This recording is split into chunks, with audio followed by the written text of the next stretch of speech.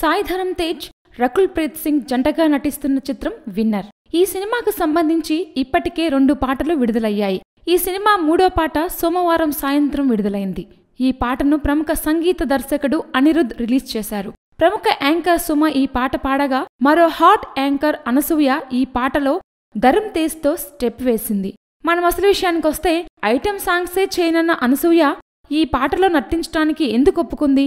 దాని వెనుక కారణాలేంటి? మొదటిది, ఈ పాట తన పేరు మీదే రాయడం తనను టచ్ చేసిందట.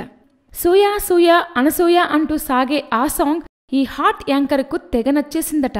అంతేకాదు, దాంతోపాటు 25 లక్షల పారితోషికం ఇవ్వడం ఆమెకు బాగా నచ్చిందంట.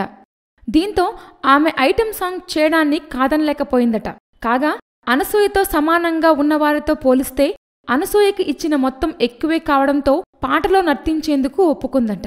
అంతేకాదు, షూటింగ్ విషయంలోనూ కాస్తంత సడలింపులు ఇచ్చిందట. ఈ పాట షూటింగ్ మొత్తం పూర్తయినా రీషూట్ కోసం మళ్లీ కాల్ షీట్లను అడ్జస్ట్ చేసిందంట.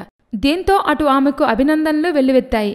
మరి ఆ పాటతో అనసూయ ఏ మేరకు అలరించిందో తెలియాలంటే మాత్రం విన్నర్ సినిమా రిలీజ్ అయ్యే 24 వరకు వేచి ఉండాల్సిందే. Please subscribe. Hi, it's me Purna. Please subscribe.